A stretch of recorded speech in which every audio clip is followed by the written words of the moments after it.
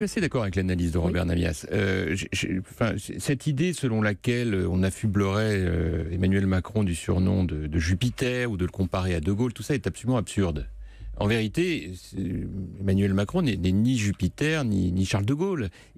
S'il arrive à être Schröder, on n'aura pas manqué le rendez-vous de ce quinquennat. Et c'est ça qu'on attend, c'est-à-dire du nom de ce chancelier allemand venu de la gauche qui a fait un certain nombre de réformes que la droite n'avait jamais réussi à faire, pour diverses raisons. Reste que la première année l'a montré et qu'aujourd'hui, on voit bien qu'on est un peu à la croisée des chemins. D'abord parce que la nature humaine étant ce qu'elle est, la dureté du pouvoir, la violence dans laquelle aujourd'hui s'exerce le métier politique, qui est extrêmement forte et parfois difficilement soutenable. On oublie ce détail, dans homme politique, il y a homme aussi quand même, homme ou femme, il faut quand même voir la violence de tout ça.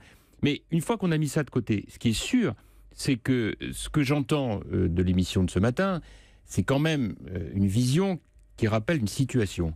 Le clivage aujourd'hui n'est plus entre la gauche et la droite. C'est pas vrai. Il est entre les extrémistes et les partis de gouvernement. C'est une énorme erreur de continuer de fonctionner comme si on pouvait dire qu'on était plus libéral ou plus social. Non, nous avons aujourd'hui une vague extrémiste, je dis même pas populiste, parce que le mot est ambigu, extrémiste, qui est le reflet de ce que des millions de gens n'en peuvent plus de voir les partis de gouvernement ne pas être capables d'apporter des résultats suffisants.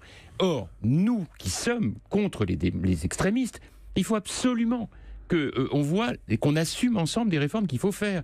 Ce pays a besoin d'un virage sécuritaire. Il faut qu'on l'assume. C'est pas d'être de gauche ou de droite. En tant que maire de Meaux, je peux témoigner que quand on y met les moyens, la délinquance baisse. Quand on casse les tours, quand on déghettoise, quand on lutte contre l'islamisme radical, quand on met des polices municipales armées, des caméras, la délinquance baisse. Je peux en témoigner à que le nationalisme soit un problème grave, il y a aussi une situation économique là, qui nous réconcilie. Deuxième exemple, j'y viens justement.